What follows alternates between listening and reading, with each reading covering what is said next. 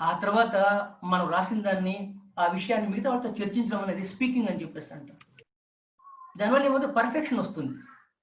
మొట్టమొదటి 3 దశలు కూడా లిజనింగ్, రీడింగ్ అండ్ రైటింగ్ అనేది మీ వరకు పరిమితం అవుతుంది. స్పీకింగ్ అనేది మీరు పక్కన వాళ్ళతో మాట్లాడతారు కాబట్టి మిమ్మల్ని మీరు సరిదిద్దుకునే అవకాశం వస్తుంది. అదే కాకుండా ఎవరైనా మాట్లాడుతున్నారంటే దాని మీద సరైన పట్టు ఉంటే మాట్లాడగలరు, కానీ ఎవరంటే వాళ్ళు ఏదంటే మాట్లాడలేదు. కాబట్టి ఆ స్పీకింగ్ స్కిల్స్ నేర్చుకోవాలనేది చాలా ముఖ్యమైన విషయం. అందువల్లే మనము ఏ పోటీ పరీక్ష పోయినా, లేదు ఏ పరీక్ష రాస్తున్నా మౌఖిక పరీక్ష అని ఒకటి ఉంటుంది. ఆ మౌఖిక పరీక్ష ఏంటంటే మీరు మాట్లాడడం, అది మాట్లాడడం నేర్చుకోవాలి. ఎంత మనలో ఆలోచన ఉన్నప్పటికీ కూడా మీరు మాట్లాడకపోతే దానిలో ప్రయోజనం లేదు. ఎవరైనా బంధువు వస్తే మన ఇంటికి వాడికి అన్నం చేసి పెడితే వాడు తింటాడు, కానీ మా ఇంట్లో ఒక బస్తా బియ్యం ఉన్నాయంటే దానిలో ప్రయోజనం లేదు. కాబట్టి స్పీకింగ్ అనేది చాలా ఇంపార్టెంట్. నేను ఇక్కడ మీకు 1-2 ఎగ్జాంపుల్స్ చెప్తాను.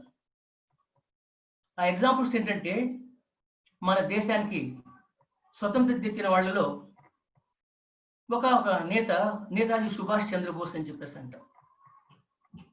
నేతాజీ సుభాష్ చంద్రబోస్ ఆయన ఆ కాలంలో ఇప్పుడున్నట్టు ఐఏఎస్ పరీక్ష వాళ్ళు ఐసీఎస్ పరీక్ష అనేవారు, ఇండియన్ సివిల్ సర్వీసెస్ అని చెప్పేసి. ఇప్పుడు ఇండియన్ అడ్మినిస్ట్రేటివ్ సర్వీసెస్ అని చెప్పేసి అంటున్నాం. పరీక్ష రాశాడు. పరీక్ష రాసిన తర్వాత అందరూ ఉత్తీర్ణులయ్యాడు. ఆయన వచ్చేసి మౌఖిక పరీక్షకు బయలుదేరి వెళ్ళాడు. ఆ కాలంలో అంతా కూడా బ్రిటిషర్స్ మనం పరిపాలించే వాళ్ళు ఈ మౌఖిక పరీక్ష నిర్వహించేవాళ్ళు. సార్ సుభాష్ చంద్రబోస్ చాలా ధైర్యస్తుడు. ఆయన లోపలికి వెళ్ళి కుర్చీలో కూర్చున్నారు, ప్రశ్నలు వేస్తారని వాళ్ళు ఎదురు చూస్తూ వచ్చారు. వాళ్ళు ఇతర దేశస్తులు కాబట్టి మన వాళ్ళు కాస్త కించపరుద్దాం అనే ఉద్దేశంతో ఆయన్ని కొంచెం ఇబ్బంది పెట్టే పద్ధతిలో Subhash, how many bloody Indians are waiting outside అని అడిగారు. Subhash, how many bloody Indians are waiting outside అని. వేరే వాళ్ళైతే చెమటలు బట్టి ఇబ్బంది పడి వచ్చేవాళ్ళు. ఆయన మాత్రం నిజమైన భారతీయుడు, ధైర్యం, స్థైర్యం, ఆత్మస్థైర్యం ఉన్నవాడు కాబట్టి ఏం చెప్పాడంటే, sir 5 bloody Indians and 10 bloodless Europeans are waiting outside. ధాటిగా సమాధానం చెప్పాడు. వాళ్ళు ఆశ్చర్యపోయారు, ఇంత ఆత్మస్థైర్యమా అని చెప్పేసి. ఇదే కాదు, ఇంకొక ఉదాహరణ చెప్తాను నేను. చింతామణి దేశ్ముఖ్ అని చెప్పేసి ఒకప్పుడు మన దేశానికి ముఖ్యమంత్రిగా పనిచేశాడు. ఆయనకు చాలా క్రికెట్ అంటే చాలా ఇష్టం. ఆయన ఐసీఎస్ పరీక్ష రాశాడు. క్రికెట్ ఆడుతున్నాడు మైదానంలో. ఆడుతూ ఉంటే బయట ఎవరు అరిచారు, ఐసీఎస్ రిజల్ట్స్ వచ్చాయని చెప్పేసి. అక్కడ ఉండి ఆయన ఏం చెప్పాడంటే, ఏం ప్రశ్న అడిగాడంటే, who got the second rank అన్నాడు. So is confident that is going to get first rank. So that should be the self confidence. అది మన మొండిగా కాకుండా ఒక పద్ధతి ప్రకారం ఉండాలన్నటువంటి ఆ కాన్ఫిడెన్స్ ఉన్నట్లయితే తప్పకుండా ఉంటుంది. సో స్పీకింగ్ అనేది చాలా ముఖ్యమైనటువంటి విషయం. నీ మనసులో భావాలు ఇతరులు చెప్పడానికి కోసం భాష ఉంది.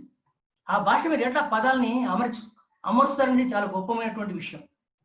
ఇంకో చిన్న ఉదాహరణ చెప్తాను. ఇద్దరు మగవాళ్ళ గురించి చెప్పాను నేను. ఆడవాళ్ళకి ఆత్మస్థైర్యం లేదా అని చెప్పేసి మనకు ఆలోచన రావచ్చు. వాళ్ళేం తక్కువ కాదు.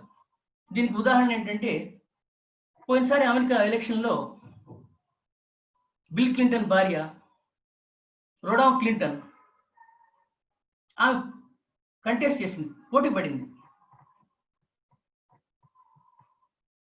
అందరం అనుకున్నాం ఆమె తప్పకుండా గెలుస్తుంది అని చెప్పేసి. సరే, కొన్ని కారణాల వల్ల ఆమె గెలవలేదు. ఈ విషయాన్ని ఎందుకు మాట్లాడుతున్నా అంటే, ఆ దేశమైన ఈ దేశమైన రాష్ట్రపతి అధ్యక్షుడి భార్యని ఫస్ట్ సిటిజన్ అని చెప్పేసి అంటారు.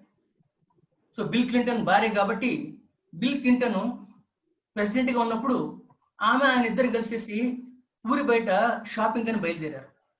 మళ్ళాగా ఇక్కడ సెక్యూరిటీలు అవి ఇబ్బందులు వాళ్ళకి లేవు కాబట్టి వాళ్ళు బయలుదేరి ఇద్దరు సబర్బ్లో ఉన్నటువంటి ఒక చిన్న షాప్కి వచ్చారు, ఫ్యాన్సీ షాప్. ఆ షాప్లోకి ఎంటర్ అవుతుంటే ఆ షాప్ ఓనర్ లేచినప్పుడు నమస్కారం పెట్టాడు. నమస్కారం పెట్టడం కాకుండా మిస్సెస్ క్లింటన్ వెల్కమ్ అని చెప్పేసి అడిగారు. సరే, ఆనవాయితీ ప్రకారం ఆమె ఏం చేసిందంటే, ఏమండి క్లింటన్ గారు, ఇతను ఈ షాప్ ఓనర్ వచ్చేసి నా క్లాస్మేటు, చిన్నప్పుడు చాలా బాగా కలిసి చదువుకున్నాం, మేము చాలా ఇష్టపడేవాళ్ళం ఒకరింటి ఎవరు. ఆ దేశం ఆచారం ప్రకారం భయం లేకుండా ఆమె చెప్పిందంటే అసలు నేను పెళ్లి చేసుకోవాలని అనుకున్నాను అని చెప్పింది. లోపలికి వెళ్ళారు, షాపింగ్ చేసుకున్నారు, వెనక్కి వస్తున్నారు. భార్య భర్తలు సరసలాపాలు ఆడుకుంటారు కాబట్టి భర్త తమాషా చేశాడు బిల్ క్లింటన్. నీవు అతన్ని పెళ్లి చేసుకుని ఉంటే ఫ్యాన్సీ షాప్ ఓనరు భార్య అయ్యిండేదాన్ని కదా అని చెప్పేసి అన్నాడు. దానికి ఆమె చెప్పింది, కాదు కాదు బిల్, నేను అతను పెళ్లి చేసుకుంటే అతను ప్రెసిడెంట్ ఆఫ్ అమెరికా ఉండేవాడని. అది ఆత్మస్థైర్యం అంటే. స్థైర్యం అంటే కూడా ఏ పని చేసినా జరగదు. షేకీగా ఎలా మనం బయలుదేరినా ఏం చేయను, మన రాత సక్రమం ఉండదు, మన తల రాత కూడా మారిపోదు. స్థిరత్వం కావాలా? నేను చెప్పిన పద్ధతిలో విద్య నేర్చుకున్నప్పుడు లిజనింగ్, రీడింగ్, రైటింగ్, స్పీకింగ్ అనేది ఉండాలి. ఇది చాలా కష్టం. విద్యార్థి అనే వాళ్ళకి ప్రతి దాంట్లో ఎక్సలెన్స్ కావాలి. ఎక్సలెన్స్. అరిస్టాటిల్ చెప్తాడు, excellence is not an act but a habit అని చెప్పేసి. Excellence is not an act but a habit అని చెప్పేసి అంటే మనం దాన్ని మన జీవితంలో భాగం చేసుకోవాలా, దాన్ని మనం హ్యాబిచ్యుయేట్ అయిపోవాలా. అది ఆటోమేటిక్గా మనకు ఎక్సలెన్స్ వచ్చేదానికి అవకాశం ఉంది. తర్వాత విద్య నేర్చుకున్న తర్వాత కూడా ఎప్పుడు ఏది అవసరమో, ఎటువంటిది మనం అక్కడ వినియోగించో తెలియకపోతే అది కూడా నష్టము. కాబట్టి మనకు అది కూడా తెలిసి ఉండాలి. ఏ ఉపకరణాన్ని ఎక్కడ వాడాలా, ఏ మాటని ఎక్కడ ఉపయోగించాలా అని తెలియకపోతే ఏమవుతుందంటే వేరే అర్థం వచ్చేసి ఇబ్బందులు పడే పరిస్థితులు కూడా ఉన్నాయి. అందువల్ల పాతకాలం మనం ఏ పురాణం చదివినా రాయబారిగా పంపించేవాడికి చాలా మంచి వాగ్దాటి కాకుండా, మంచి ఆలోచన కాకుండా, చాలా పద్ధతిగా తర్కం బాగా తెలిసిన వాడిని పంపించేవాడు. దాని మన ఇంగ్లీష్లో లాజిక్ అని చెప్పేసి అంటారు. కాబట్టి ప్రతి విద్యార్థి నేర్చుకోవాల్సిన విషయం ఏంటంటే లాజిక్ నేర్చుకోవాలి. ఏది మాట్లాడుతున్నా, ఏది రాస్తున్నా, ఏది చెప్తున్నా సిస్టమేటిక్ గా స్టెప్ బై స్టెప్ రాసుకుంటుంది. అది మీరు ఐఏఎస్ లెవెల్లో, యూపీఎస్సీ లెవెల్లో జనరల్ ఎస్ఏ రాస్తున్నా, లేదు చిన్న క్లాస్ ఆన్సర్ రాస్తున్నా, అది తప్పకుండా లాజికల్ గా ఉండాలి. ముందు ఏది తర్వాత ఏది. ఎట్లంటే అంటే మనం ముందు వెనకాల చేసినట్లయితే అర్థమే మారిపోతుంది, మనకు రావాల్సినటువంటి ఫలితం రాదు. దీని కూడా ఒక చిన్న ఉదాహరణ చెప్తాను నేను. ఈ లాజిక్ అనేది ప్రతి వాళ్ళకి అవసరం అని చెప్పడం కోసము ఒక ఉదాహరణ చెప్తాను మీకు. పూర్వకాలంలో అంతా కూడా గురువు దగ్గర ఉండేసి గురు ఆశ్రమాల్లో గురు పూజ చేసుకుంటూ, గురు సేవ చేసుకుంటూ అంతా చదువుకునేవాళ్ళు. గురుకుల పాఠశాలలు అంటారు. ఇప్పుడు మన ఏదో రెసిడెన్షియల్ స్కూల్ చెప్పేసి అంటున్నాము, అవి వేరే పద్ధతులు జరుగుతున్నాయి. పాతకాలంలో గురుకులం ఏంటంటే వాడు రాజైనా, పేదైనా, వాడు కుచేరుడైనా, శ్రీకృష్ణుడైనా తప్పకుండా సాందీపన్ లాంటి ఉపాధ్యాయుడికి వెళ్ళవలసిందే, వాళ్ళు శుశ్రూత చేయవలసిందే, విద్యను నేర్చుకోవాల్సిందే. అలాగే ఒక గురు ఆశ్రమంలో విద్యార్థులు నేర్చుకుంటున్నారు. మీ అందరికీ తెలుసు, ఇప్పుడైతే ఇంగ్లీష్ 1, ఇంగ్లీష్ 2 ఒకటో, ఫిజిక్స్ ఒకరో, కెమిస్ట్రీ ఒకరో, బయాలజీ ఒకరు, ఇంకోటి వచ్చేసి ఇంకోటి అని చెప్పి వేరే వేరే స్పెషలైజేషన్ చేసుకుని చెప్తుంటారు. ఆ కాలం ఒకే గురువు అన్ని సబ్జెక్ట్ చెప్పేవాడు. సో నేను తీసుకున్న ఉదాహరణలో గురువు గారు అన్ని శాస్త్రాలు చెప్తున్నాడు పిల్లలకి. ఎవరి యొక్క అభిరుచిని బట్టి, ఆసక్తిని బట్టి, చురుకుదనాన్ని బట్టి వాళ్ళకి ఒక్కొక్కరికి ఒక విద్య నేర్పించుకుంటూ వచ్చాడు. ఏం జరిగిందంటే అన్ని పాఠాలంతా అయిన తర్వాత మనం అనుకుంటాం గ్రాడ్యుయేషన్ సెరమనీ అయిపోయింది, మనము గౌన్లు వేసుకొని వెళ్ళిపోదాము అని చెప్పి. ఆ కాలం ఏం జరిగేదంటే చదువంతా అయిన తర్వాత అందరిని కూర్చోబెట్టేసి భోజనాలు పెట్టేవాడు. గురుపత్ని వచ్చేసి వడ్డించేసి ముష్టాన్న భోజనం తయారు చేసి అందరూ బాగా కడుపు నిండా తినేట్టుగా భోజనం పెట్టి పంపించేవాడు. సరే, ఆ గురువుగారి ఆశ్రమంలో అందరిని కూర్చోబెట్టారు, లైన్గా వరుసలు కూర్చోబెట్టారు, తింటున్నారు. ఉన్నటువంటి గురువుగారు ఏం చెప్పారంటే, ఇప్పుడే నేను తిన్నటువంటి అన్నం ముద్దలో నల్లగా మిలమిల్లాడుతూ చింతగింజ సైజులో ఉన్నటువంటి ఒక పురుగు కాడు గదిస్తుంది, నేను లోపల మింగేస్తాను, పడిపోయాను. జ్యోతిష్ శాస్త్రం తెలిసిన వాడు నాటి పట్టుకొని చూస్తున్నాడు, ఇప్పుడు చచ్చిపోతే మా గురుగారు స్వర్గానికి పోతాను, నరకానికి పోతాను అని చెప్పేసి. ఇంజనీరింగ్ చేసిన వాళ్ళు పొడవు వెడల్పు లెక్క కడుతున్నాడు, ఎంత గోతు తీయాలని చెప్పేసి. ఇంకో శాస్త్రం చదివిన వాడు లెక్క కడుతున్నాడు, గురుగారు చచ్చిపోతే ఎంత ఖర్చు అవుతుంది మనకి అని చెప్పేసి. అందరితో పాటు కూర్చున్నవాడు ఇప్పుడు తర్కం నేర్చుకున్నాడు, వాడు నిర్మలంగా కూర్చొని ముద్ద తినేస్తున్నాడు. గురుపత్ని కోపం వచ్చింది, ఏమైనా నీకేమైనా కొంచెమన్నా తెలివి ఉందా, మిగతా అంతా కంగారు పడిపోతాం, ఆందోళన పడిపోతాం, గురుగారు పడిపోతే నీకు ఆ మాత్రం లేదా అని చెప్పి వచ్చేసింది. అప్పుడు ఆయన చెప్పాడంట, అమ్మ నేను చదివిన దాన్ని తర్కశాస్త్రం అని చెప్పేసి అంటారమ్మా, గురుగారు నాకు పరీక్ష పెట్టారు నేను అనుకుంటున్నాను ఇప్పుడు, లేకపోతే అన్నం ముద్దలో నల్లగా మెలుమెలునాడుతూ చింతగింజే సైజు ఉన్నటువంటి పురుగు కాళ్ళు కదిలిస్తుంటా అని చెప్పేసి మాట్లాడి నేను మింగానంటే అంత చూసినవాడు మింగుతాడమ్మా అసలు. అక్కడ ఏ పని చేస్తున్నా తర్కము వితర్కం తేవాలా, లాజికల్ ఆర్డరింగ్ ఉండాలా, అనలిటికల్ కెపాసిటీ ఉండాలా, ఆర్డర్లో మనము రాసుకుంటూ వెళ్ళిపోవాలి. అట్లే మాట్లాడడం కూడా, ఇప్పుడు కొంతమంది మాట్లాడుతుంటే ముందు వెనక లేకుండా మాట్లాడుతుంటారు, కొంతమంది మాట్లాడితే చాలా ఒక ప్రవాహంలాగా వాళ్ళు 1 by 1 మాట్లాడుకుంటూ వెళ్ళిపోతుంటారు. నేను ఇప్పటికీ చాలాసేపు మాట్లాడాను, ఇంకా మాట్లాడట్లే కంటిన్యూ చేస్తాను. లేదు మధ్యలో వేరే విషయం కూడా, విద్యకు సంబంధించిన విషయమే మాట్లాడమంటే మాట్లాడతాను. ఎందుకంటే నన్ను మీరు వింటున్నారన్న ఉద్దేశం నేను మాట్లాడుతున్నాను. నేను మాట్లాడి మీ అందరికి చేరుతుందని చెప్పేసి మాట్లాడతాను. ఎవరు అడిగారంట, బోర్ అంటారు కదా, దానికి ఏంటి అర్థం అని చెప్పేసి. ఏం లేదు, మనం చేయాల్సిన పని వేరే వాడు ఎదుటి చేసినప్పుడు దాన్ని బోర్ అంటారు. కొంతమంది మాట్లాడుకోవడం ఇష్టం ఉంటుంది, మీరే చెప్పారు మ్యూట్ చేయండి అని చెప్పేసి, వాళ్ళు మాట్లాడే ఉత్సాహం ఉంటుంది, వాళ్ళు మాట్లాడుకుని మ్యూట్ చేసేస్తాం. నేను మాట్లాడుతున్నాను, సో ఎంతసేపు ఆయన మాట్లాడమేనా అని చెప్పి వాళ్ళు కొంత బోర్ అయిన మాట రావచ్చు, కానీ అది లేకుండా మాట్లాడే నా ప్రయత్నం అంతా కూడా. ఎవరు మాట్లాడుతున్నా, ఎంతసేపు మాట్లాడుతున్నా చాలా చాలా చాలా శ్రద్ధగా మనం విన్నట్లయితే సమస్య ఉండదు. శ్రద్ధ పోయిందో ఇబ్బంది అవుతుంది. అదే కాకుండా మనము ఏ స్థితిలో ఉన్నాము, ఏ స్థితికి వెళ్ళాలని కోరుకుంటున్నాం, దశలేమి అని చెప్పేసి చాలా జాగ్రత్తగా మనం గుర్తుపెట్టుకోవాలి.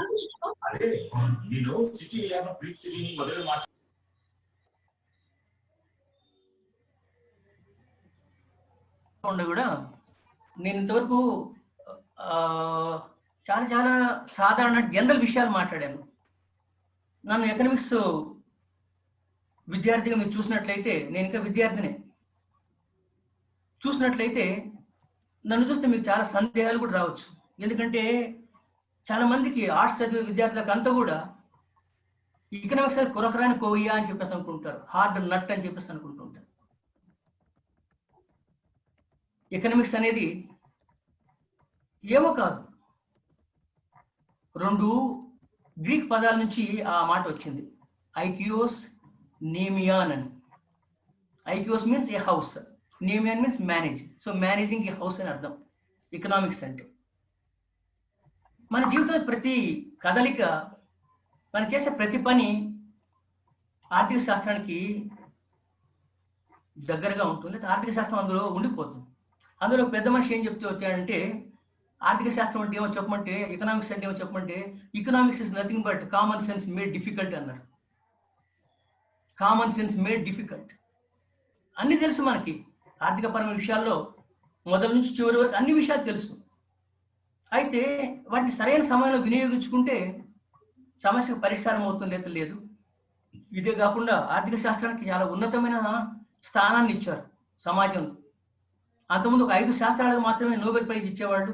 1969వ సంవత్సరం నుండి ఎకనామిక్స్ కూడా నోబెల్ ప్రైజ్ ఇవ్వడానికి మొదలుపెట్టారు. ఎందుకంటే ఒక శాస్త్రం అని చెప్పేసి, అది మామూలు శాస్త్రం కాదు, సామాజిక శాస్త్రం, సోషల్ సైన్స్ అన్నారు. దానికి ఇంకో పేరు పెట్టారు, economics is the queen of social sciences అని చెప్పేసి. మీ అందరికి తెలుసు, క్వీన్ అంటే చెస్ మనం ఆడుతుంటే ఇక్కడైతే మనం మంత్రి అంటాం, అక్కడ క్వీన్ అని చెప్పేస్తే అనాలి దాన్ని. క్వీన్కి ఎంతైతే బలం ఉంటుందో ఇక్కడ కూడా క్వీన్ ఆఫ్ సోషల్ సైన్సెస్ లో ఎకనామిక్స్ అంత బలం ఉంది అని చెప్పేసి. సూర్యుడి దగ్గర నుంచి భూమి వరకు మధ్యలో ఉంటున్న ప్రతి విషయం కూడా ఆర్థిక శాస్త్రంతో ముడిపడింది. సో ఆర్థికపరమైనటువంటి విషయాలు ప్రతి వ్యక్తిని వెంబడించే విషయాలు, ఇబ్బంది పెట్టే విషయాలు, సంతోష పెట్టే విషయాలు, ఇవన్నీ కూడా. మీరు ఏ ప్రశ్న అయినా వేయండి ఆర్థిక శాస్త్రంలో, దాని సమాధానం 1 లేదా 2 విషయాలు ఉన్నాయి. మీరు అనుకోవచ్చు ఇంత సింపుల్ గా ఉందా ఎకనామిక్స్ అంటే. నిజమే, సింపులే, బట్ ఏది ఎక్కడ వినియోగించో తెలుసుకోవాలి మనం. మార్షల్ అనేటువంటి ఒక ఆర్థిక శాస్త్రవేత్త చెప్తాడు, ఆయన ప్రిన్సిపల్స్ ఆఫ్ ఎకనామిక్స్ అని పుస్తకం రాసి, ఆ పుస్తకంలో ఆయన ఒక మాట చెప్తాడు, ఆర్థిక విషయాల్లో ముఖ్యమైనవి సప్లై, డిమాండ్ అని చెప్పేసి. సరఫరా, గిరాకీ.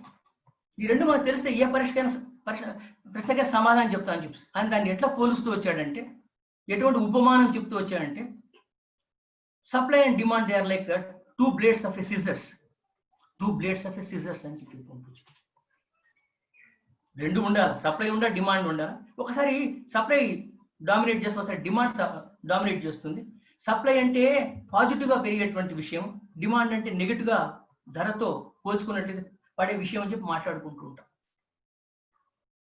బట్ మీరు ఏ రకమైనటువంటి ఆర్థికపరమైన విషయం మాట్లాడినా either the supply or the demand అని నేను ఆన్సర్ చెప్పుకుంటూ వస్తాను. అది మన దేశంలో పెరుగుతున్న ధరల గురించి ఉండొచ్చు, ద్రవ్యోల్బణం గురించి ఉండొచ్చు. అక్కడ అంతే సప్లై, డిమాండ్. ఎప్పుడైతే సప్లై తగ్గిపోతుందో డిమాండ్ పెరిగిపోతుందో ధరలు పెరిగిపోతుంది. సో ఇన్ఫ్లేషన్ తగ్గించాలి, ధరలు తగ్గించాలంటే డిమాండ్ అని తగ్గించండి, లేకపోతే సప్లై అయినా పెంచండి అంటారు. లేదు, కొంతమంది మాట్లాడుతుంటారు భారతదేశం యొక్క రూపాయి విలువ చూసినట్లయితే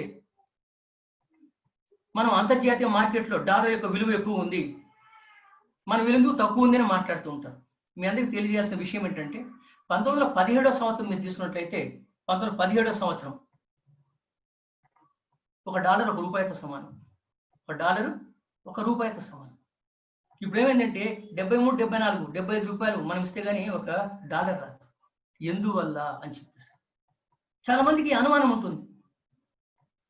ఎందుకు డాలర్ అంత ధర ఎక్కువ, ఎందుకు ఈ యొక్క రూపాయి ధర తక్కువ? మీ అందరికీ తెలుసు, బంగారం ధర, వెండి ధర తేడా ఉంటాయి. రెండు తూకం వేసే కేజీ అంటే సమానమైనటువంటి ధర మనం ఇవ్వం. దీనికి కారణం ఏంటంటే supply, demand, availability and demand for it. ఇక్కడ మనం ఒక మాట చెప్తాం, స్కేర్సిటీ అనే మాట చెప్తాం, కొరత అని చెప్పేస్తాను. ఏదైతే కొరతగా ఉందో దానికి ధర ఎక్కువ ఉంటుంది. అటని చెడిపోయిన కోడిగుడ్లకు ధర ఎక్కువ ఉంటుంది అంటే దానికి యూటిలిటీ లేదు కాబట్టి కోడిగుడ్లకు ధర లేదు. దాన్నే ఆర్థిక శాస్త్రానికి పితామహుడైనటువంటి ఆడమ్ స్మిత్ తన పుస్తకం ఆయన enquiry into the nature and cost of wealth of nations అనేదాన్ని 1776 సంవత్సరం రాస్తాడు. ఆయన మాట్లాడుతూ చెప్తూ వస్తాడు డిమాండ్ గురించి, సప్లై గురించి. తమాషా ఒక చిన్న ఉదాహరణ చెప్తాడు. దాన్ని ఆయన వాటర్ డైమండ్ పారాడాక్స్ అని చెప్పేసి అంటాడు. Water diamond paradox. ఎంతో వినియోగం ఉన్నటువంటి, అవసరం ఉన్నటువంటి నీళ్ళకి అంత ధర ఉండదు. ఉన్న రూపాయి, 2 రూపాయలు, 3 రూపాయలు, ఈ కాలం వచ్చింది, పాతకాలం అది కూడా లేదు. డైమండ్కి ఏం ప్రయోజనం ఉందని చెప్పేసి దానికి ఎందుకు అంత ధర ఎక్కువ? సో వాటర్ డైమండ్ పారాడాక్స్ అంటారు, అదో వైపరీత్యం అని చెప్పేసి అంటారు. ఎందుకు వాటర్కి ధర తక్కువ ఉందంటే దానికి చాలా యూటిలిటీ ఉన్నప్పటికీ కూడా దాని అవైలబిలిటీ ఎక్కువ ఉంది, అబండెంట్ గా ఉంది కాబట్టి దానికి ధర తక్కువ.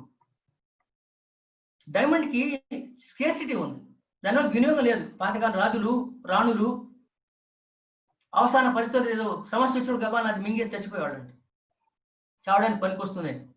అదే కాకుండా డైమండ్ అనేది పక్కన వాడు దాని విలువ చెప్తే మనకు తెలుస్తుంది, కానీ లేకపోతే దాని విలువ మనకు తెలియదు. కాబట్టి ఇక్కడ వాటర్ డైమండ్ పారాడాక్స్ అని చెప్పి మాట్లాడుతూ ఆయన ధర గురించి, విలువ గురించి మాట్లాడుతూ ఆడమ్ స్మిత్ ఆ మాట చెప్తున్నారు.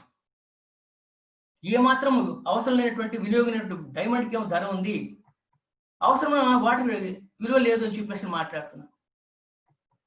కాబట్టి ఇక్కడ మనం గుర్తించాల్సిన విషయం ఏంటంటే ఒక వస్తువు ధర అనేది అది రూపాయి కావచ్చు, డాలర్కి పోల్చుకున్నప్పుడు, లేదు భారతదేశంలో రూపాయి ఉన్నప్పుడు కూడా దాని విలువ తీసుకున్నాను అనుకున్నట్లయితే what is its face value, ముఖ విలువ ఎంత, and what is commanding value, అది ఎన్ని వస్తువులు కొంటుంది. ఎందుకంటే ధరని ఆర్థిక శాస్త్రం ఎలా నిర్వచిస్తారంటే ప్రైస్ అనే దాన్ని, price is the value expressed in terms of money అని చెప్తారు. Price is the value expressed in terms of money అని చెప్పేసి. కాబట్టి నేను ప్రైస్ గురించి మాట్లాడుతున్నాను, డిమాండ్ సప్లై గురించి మాట్లాడుతున్నాను. మన దేశంలో ధరల గురించి మాట్లాడతాను, ఎట్లా కంట్రోల్ చేయాలన్నట్టయితే తప్పకుండా డిమాండ్ను తగ్గించుకుంటూ సప్లైని పెంచుకుంటూ పోమని. అంత సులభంగా సప్లై పెరగదు కాబట్టి డిమాండే డామినేట్ చేస్తుంది కాబట్టి స్వల్పకాలంలో ధరలు పెరిగిపోతుంటాయి, దీర్ఘకాలం వచ్చే వరకు ధరలు తగ్గడానికి అవకాశం ఉంది. అంటే మనం ఇంటర్నేషనల్ మార్కెట్ తీసుకుంటే, అంతర్జాతీయ మార్కెట్ తీసుకున్నట్లయితే అక్కడ కూడా ఏమవుతుందంటే చాలా మంది నన్ను అడుగుతూ ఉంటారు డాలర్ విలువ ఎట్లా నిర్ణయిస్తారు అని చెప్పేసి.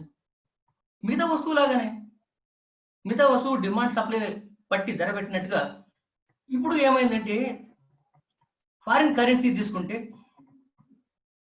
దానికి యొక్క ఆవశ్యకత మనకి ఎంత ఉంది, మన రూపాయి యొక్క ఆవశ్యకత అమెరికా వాళ్ళకి ఎంత ఉందో దాని ఆధారంగా మనం చేసుకుంటూ వెళ్తాం. కంపారిటివ్ కాస్ట్ థియరీ అంటారు, పర్చేసింగ్ పవర్ ప్యారిటీ థియరీ అని చెప్పేసి అంటారు. ఈ బాస్కెట్ ఆఫ్ కమోడిటీస్ అని చెప్పి ఒక గ్రూప్ ఆఫ్ కమోడిటీస్ తీసుకొని ఇది మీ దేశంలో అయితే ఎంత ధర, మా దేశం ఎంత ధర అని చెప్పి లెక్క కడితే మన దేశంలో అది 100 రూపాయలు అనుకోండి, అమెరికాలో అది $2 అనుకోండి. అప్పుడు ఏం చెప్తాం, $1 తీసుకుంటే 50 రూపాయలు సింపుల్ ఈక్వేషన్ వేస్తాం. మన దేశం యొక్క ఎగుమతులు ఎలా ఉన్నాయి, మన దేశం యొక్క దిగుమతులు ఎలా ఉన్నాయి, ఏ దేశంతో అయినా సరే మన ఎగుమతులు ఎక్కువ ఉన్నట్లయితే మన కరెన్సీ విలువ, దాన్ని యూనిట్ ఆఫ్ అకౌంట్ అని చెప్తారు, అది పెరుగుతూ పోతుంది. లేదా మన ఇతరుల మీద ఎక్కువ ఆధారపడినా అన్నట్టయితే ఏమైందంటే మన విలువ తగ్గిపోతుంది, వాళ్ళ విలువ పెరిగిపోతుంది. అలాగే ఆర్థికపరమైనటువంటి చాలా విషయాలు కూడా లాజికల్గా ఆర్డర్ చేయాలి, లాజికల్గా దాన్ని అర్థం చేసుకోవాలి. ఎకనామిక్స్ అంతా కూడా లాజిక్ మీద బేస్ అయింది. ఆ లాజిక్ మనం సక్రమంగా వినియోగించుకున్నట్లయితే సమస్య పరిష్కారం అవుతుంది. నేను దీనికి ఉదాహరణ చెప్తాను. నేను అమెరికా డాలర్ ధర పెరిగిపోతుంది, రూపాయి విలువ పడిపోతుంది, మనం ఏం చేయాలా అని చెప్పేస్తే నేను ఇంతకుముందు చెప్పినట్టుగా వాళ్ళ మీద మనం తక్కువ ఆధారపడాలా, మన మీద మనం ఎక్కువ ఆధారపడాలా. దాన్ని ఏమంటారంటే ఎక్స్పోర్ట్ ప్రమోటింగ్. మన దేశంలో ఉన్నటువంటి వస్తువుల్ని ఎక్కువగా అమెరికాకు పంపిద్దాం, ఎక్స్పోర్ట్ ప్రమోటింగ్. వాళ్ళు మన మీద ఆధారపడి చేద్దాం, అప్పుడు డాలర్ తగ్గి వస్తుంది. అట్లాగే వాళ్ళ దేశం చాలా ఇంపోర్ట్ చేసుకుంటున్నాం, వాటికి ఏం చెప్తాం అంటే ఇంపోర్ట్ సబ్స్టిట్యూటింగ్ అని చెప్పేసి అంటాం. ఎక్స్పోర్ట్ ప్రమోటింగ్, ఇంపోర్ట్ సబ్స్టిట్యూటింగ్ అని చెప్పేసి అంటాం. ఈ పద్ధతి మనం అవలంబించినట్లయితే మన వస్తువులకి గిరాకీ ఉంటాయి, దాని ప్రకారం మన విలువ కూడా పెరిగిపోతుంది. ఒకప్పుడు భారతదేశ వాణిజ్యం, trade in the total world trade, అంతర్జాతీయ వాణిజ్యంలో భారతదేశం యొక్క వాటా ఎంత ఉందో 1% ఉండేది. ఇప్పుడు అది 0.4%, 0.3% పడిపోయింది. అంటే మనం ఇతరుల మీద ఎక్కువ ఆధారపడుతున్నాం కాబట్టి మన విలువ తగ్గిపోయింది. పాతకాలం మనం చాలా వస్తువులు విదేశాలకు ఎగుమతి చేసాం, మన మీద వాళ్ళు ఆధారపడి చేస్తారు. కానీ ఇప్పుడు ఏమైపోయిందంటే మన వస్తువులకి అంతర్జాతీయ మార్కెట్లో గిరాకీ తగ్గింది, నాణ్యత తగ్గింది. నాణ్యత తగ్గమే కాకుండా వ్యాపారం ఎప్పుడైనా సరే నమ్మకం మీద ఉంటుంది. ఆ నమ్మకం ఎప్పుడైతే మనం కోల్పోయామో ఇంటర్నేషనల్ మార్కెట్లో మన వస్తువులకు గిరాకీ ఉండదు. కాబట్టి ఆర్థికపరమైన విషయాలు మనం చూసినట్లయితే స్వదేశంలో ధర, దాని గురించి ప్రైస్ అని మాట్లాడతాం. ఇతర దేశాలకు మనకున్న సంబంధం గురించి మాట్లాడుతూ ఎక్స్చేంజ్ రేట్ అని మాట్లాడతాం. ఇది కాకుండా దేశంలో చాలా కావాల్సిన అన్ఎంప్లాయ్మెంట్ ఉంది కదా, దీనికి పరిష్కారం ఏమో, అదొక సమస్య. దానికి పరిష్కారం ఏమంటే ఇక్కడ కూడా సప్లై డిమాండే. కొన్ని రంగాల్లో అసలు మనకు నిపుణులు కావాలా, సరిపోయిన యోగ్యత ఉన్న వాళ్ళు లేరు. కొన్ని చోట్ల ఉండవలసిన చాలా ఎక్కువ మంది ఉన్నారు. సో సప్లై ఎప్పుడైతే ఎక్కువ ఉంటుందో ఆ రంగంలో వాళ్ళకి తక్కువ జీతాలు ఇస్తాం. ఎక్కడైతే మనకు ఆవశ్యకత ఉందో వాళ్ళు ఏరిపోయి పట్టుకుని తీసుకొచ్చేస్తాం. అప్పుడు వాళ్ళ విలువ కూడా మనం ఎక్కువ ఇచ్చి తీసుకోవాల్సి వస్తుంది. మన దేశం నుండి చాలా మంది ఇతర దేశాలకు వెళ్ళి ఉద్యోగాలు చేస్తాం, ప్రవాస భారతీయులు అని చెప్పేసి అంటాం, ఎన్ఆర్ఐస్ అని చెప్పేసి అంటాం. మనం చెప్పుకుంటూ వాళ్ళు చాలా ఎక్కువ జీతం ఇస్తారండి, అక్కడ పోతే చాలా ఎక్కువ జీతం వస్తుంది, ఇక్కడ తక్కువ వస్తుంది మాట్లాడుతూ వస్తారు. దానికి కారణం ఏంటంటే మనం ఇక్కడ అన్ని శక్తులు తర్వాత నైపుణ్యం నేర్పించేసి వాళ్ళని పంపించేస్తున్నాం, బ్రెయిన్ డ్రెయిన్ అని చెప్పేసి అంట. అది మనం ఆపగలిగితే మొట్టమొదటి వాళ్ళకి అరే నేను చదువుతో పాటు నీకు ఒక వృత్తి నేర్చుకోరని చెప్పినట్లయితే దానివల్ల ప్రయోజనంలో వస్తు ఉత్పత్తి జరుగుతుంది. ఎక్కువ వస్తు ఉత్పత్తి జరిగితే మీరు దాన్ని ఇతర దేశాలకు ఎగుమతి చేస్తే మీ రూపాయి విలువ పెరిగిపోతుంది. ఒక చిన్న కథ చెప్తాను మీకు, నైపుణ్యం చాలా అవసరం మనుషులకి అని చిన్న కథ చెప్తాను. పూర్వకాలంలో ఒక రాజుగారి కొడుకు చాలా గారాభంగా పెరిగాడు. ఎంత గారాభంగా పెరిగాడంటే వాడికి చదువు రాలేదు, ఏం రాలేదు, ఊళ్ళో పడి అటు ఇటు తిరుగుతుంటూ పద్ధతి ఉండేది. ఓ రోజు ఆ పెద్ద మనిషి యువరాజు దారిలో పోతున్న ఒక అందమైన యువతి కనపడుతూనే నేను ఆమెను పెళ్లి చేసుకోవాలా, తీసుకురండి అని చెప్పేస్తాను. సరే యువరాజు గారి హుకుం కాబట్టి ఆమెను తీసుకొచ్చారు, ఆయన ముందు నిలబెట్టారు. యువరాజు అడిగారు నేను పెళ్లి చేసుకోవాలని చెప్పేసి. ఆమె ధైర్యంగా ఒక మాట అడిగింది, నీకు ఏ నైపుణ్యం ఉందో చెప్పు నాకు. రాజు కొడుకు బాగానే ఉంది, నీకేం నైపుణ్యం ఉందో చెప్పు నాకు. ఆమె అడిగేవరికి ఏం తెలియదు అని చెప్పేసి, అయితే నీవు ఏదో ఒక నేర్చుకుని నీవు నేర్చుకున్నప్పుడు నేను పెళ్లి చేసుకుంటాను. సరే యువరాజు ఏం చేశాడంటే తివాచి అనేది నేర్చుకున్నాడు. తివాచి కార్పెట్ నేర్చుకున్న తర్వాత అమ్మాయి అతను పెళ్లి చేసుకోండి. ఒక రోజు ఏం జరిగిందంటే యువరాజు మిగతా బట్టలు వెంట తీసుకొని అడవికి పోయాడు, వేటకు పోయాడు. అక్కడ కొండ ప్రాంతంలో వాళ్ళు ఆటవికులు ఏం చేశారంటే వీళ్ళు బంధించేశారు. బంధించి కిడ్నాప్ చేశారు, పంపించారు బయట. మరి అక్కడి నుంచి వాళ్ళు బయటపడాలి, ఏం చేయాలని ఆలోచన చేస్తుంటే ఆ యువరాజు అక్కడ ఆ దోపిడీ దొంగని చెప్పాడంట, ఏమయ్యా మమ్మల్ని ఊరుకు కూర్చోబెట్టి ఏమొస్తుంది మీకు, నాకు ఈ తివాచీలు లేదంటే చాలా నైపుణ్యత ఉంది, దానికి సంబంధించినటువంటి వస్తువులు తీసుకొచ్చి నేను తివాచీ తయారు చేసి ఇస్తాను అంటే వాళ్ళు తెచ్చారు, తయారు చేసి ఏం చెప్పాడంటే ఫలానా రాజుగారి దగ్గర మీరు అమ్మినట్లయితే చాలా ధర వస్తుందని చెప్పాడు. ఆ ఫలానా రాజు ఎవరంటే ఈ అబ్బాయి తండ్రి రాజుగారు. వీళ్ళేం చేశాడు, ఆ తివాచిని తీసుకెళ్ళి రాజుగారి దగ్గర పెడుతూనే ఆ తివాచిని ఎలా నేర్చాడంటే తను ఎక్కడి నుండి ఎక్కడ తీసుకెళ్ళిపోయి ఎక్కడ తను కిడ్నాప్ చేస్తారో ఆ వచ్చేటప్పుడు చూపించాడు. అది చూసి రాజుగారి సైన్యంతో వచ్చేసి తను విడి తీసుకుపోయాడు. ఇది నేను నైపుణ్యాన్ని గురించి మాట్లాడతాను. సందర్భోచితంగా మనం పనిచేసినట్లయితే ఆర్థిక శాస్త్రం అదే చెప్తుంది. ఎప్పటికీ ఏ రకమైన నిర్ణయం తీసుకొని సరైన నిర్ణయం తీసుకోవాలి. నిర్ణయం సక్రమంగా లేకపోతే మాత్రం ఆర్థిక వ్యవస్థ దెబ్బతింది. ఇప్పుడు నేను ఇంతకుముందు చెప్పాను ఐకోస్ నేమియా మేనేజింగ్ ఈ హౌస్ అని చెప్పేసి, ఇంట్లో ఉన్న గృహిణి ఎంత జాగ్రత్తగా దాన్ని వనరుల్ని వసతులు వాడుకుంటుందో అదే పద్ధతిలో మన పరిపాలకులు కూడా సక్రమంగా వినియోగించున్నట్లయితే మన విలువ పెరిగి లేదా కష్టం అవుతుంది. ఇదే కాకుండా నేను ఇంతకుముందు చెప్పినట్టుగా ఈ ఆపరేట్ ఇన్ స్కేర్సిటీ, అంత కొరతలో మనం చేయాలి. ఎందుకంటే అబండెన్స్ అనే మాట వస్తే ఎకనామిక్ స్థానం లేదు అక్కడ, స్కేర్సిటీ ఉంటేనే ఎకనామిక్స్ స్థానం. So we should know how to manage things. ఇంకో చిన్న ఉదాహరణ చెప్తాను నేను. ఒక గ్రామంలో భార్యాభర్త ఇద్దరే ఉన్నారు, చాలా పేదవాళ్ళు. వాళ్ళు ఎంత పేదవాళ్ళు అంటే ఏ రోజు కారో సంపాదించుకొని ఏ రోజు కారో ఖర్చు పెట్టాలి. ఆ రకంగా ఉన్న పరిస్థితుల్లో ఒకరోజు వాళ్ళకి అతిథి వచ్చాడు. అతిథి దేవో భవ అని చెప్పేసి అంటాము. అతిథి వచ్చేవాటి ఆయన కూర్చోబెట్టేసి ఒకటే చిన్న రూమ్ ఉంది వాళ్ళ ఇంట్లో. వచ్చిన అతిథికి తమ యొక్క పేదరికాన్ని చెప్పడానికి వీలు కాకుండా పద్ధతిలో వాళ్ళు మాట్లాడుకుంటున్నారు. ఏం చేయాలి, మూడో వ్యక్తి వచ్చాడు. మనకు వచ్చే ఆదాయం ఒక రోజుకి సరిపోతుంది, ఇద్దరికి సరిపోతుంది అంటే అప్పుడు భర్త మెల్లిగా మాట చెప్పాడంట, ఏం చేస్తావు నువ్వు, 2ని 1 చేసి 1 2 చేసేయమని చెప్పేసి, 2ని 1 చేసి 1 2 చేయమని.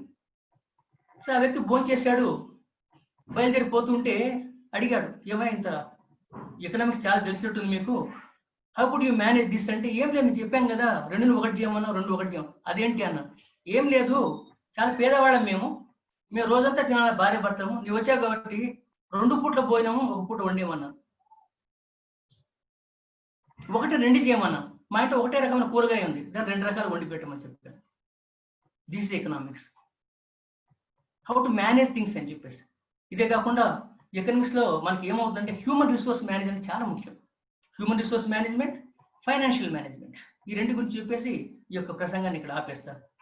హ్యూమన్ రిసోర్స్ మేనేజ్మెంట్ మాట్లాడినప్పుడు ఎవరికి ఏ పని అప్పచెప్పాలి, ఎవరి నైపుణ్యం ఏమి, దాన్ని బట్టి మనం పని చేసినట్టయితే మనకు రిటర్న్స్ బాగుంటాయి.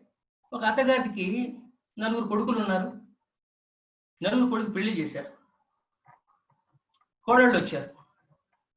అత్తగారు హ్యూమన్ రిసోర్స్ మేనేజ్మెంట్ చెప్తున్నాను మీకు, ఎవరికి ఏ పని అప్పచెప్పాలనే ఉద్దేశంతో కోడళ్ళని పరీక్ష చేద్దామని చెప్పి తలా ఒక పిడికెడు శనగలు ఇచ్చింది. శనగలు ఒక కోడలు ఏం చేసిందంటే తీసుకెళ్లి కిటికీలను బయట పడేసింది, మా అత్తకు వేరే పని లేదని చెప్పేసి. రెండో కోడలు వచ్చేసి ఎప్పుడు అడుగుతుంది ఏమో చెప్పి భద్రంగా బీరువాలో దాచిపెట్టింది.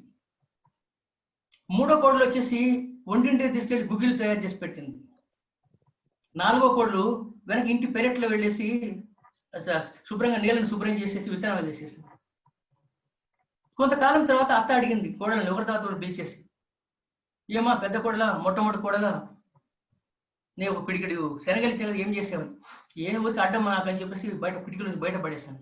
ఓహో శుభ్రత అంటే అవసరం అని చెప్పేసి అమ్మ నువ్వు కూడా మూలు పెట్టు అని చెప్పేసి. రెండో కూడా భద్రంగా నేను బీరువాలు దాచిపెట్టా, సెక్యూరిటీ అంటే చాలా ఇంట్రెస్ట్ ఉన్నట్టుంది, అందువల్ల అన్ని దాచిపెట్టామని ఆమె చెప్పి. మూడో ఆమె గుగ్గిలి చేసి పెట్టే కదా ఆ రోజు, వంట అంటే చాలా ఇష్టం ఉంది, వంటింట్లో పెట్టేసి.